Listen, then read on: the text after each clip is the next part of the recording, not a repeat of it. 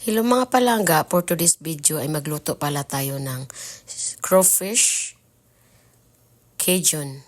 Sobrang sarap ito mga palangga. Subukan nyo, tingnan nyo ang recipe ko. Very easy at mapaano talaga kayo ng kamay nyo guys. No? Sobrang sarap kahit kamo mo ano mo.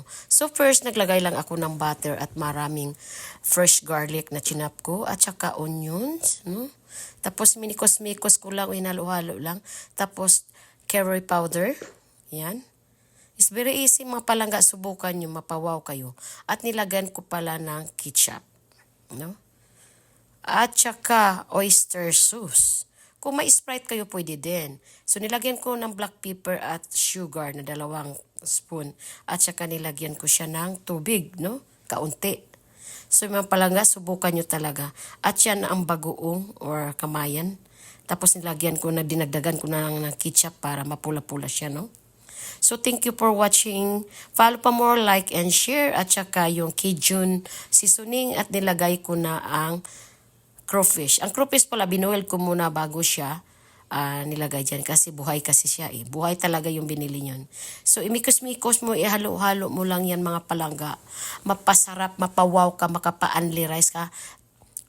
Taob talaga yung kaldero nyo dyan mga palangga. Subukan nyo itong recipe at maraming garlic powder. Kung wala naman kang garlic, pwede na yung fresh powder, no? At nilagyan ko pala ng tomato paste para maglapot siya mga palangga, no? So, subukan nyo ito mga palangga. Hindi ko na lang nilagyan, dinagdagan ko pa ng asukal. So, itatry nyo mga palangga, taob talaga yung kaldero nyo at mapaw magpasarap. Subukan nyo yan. Subukan nyo, wag lang yung alatin. So, nilagyan ko maraming brown sugar naman yan eh.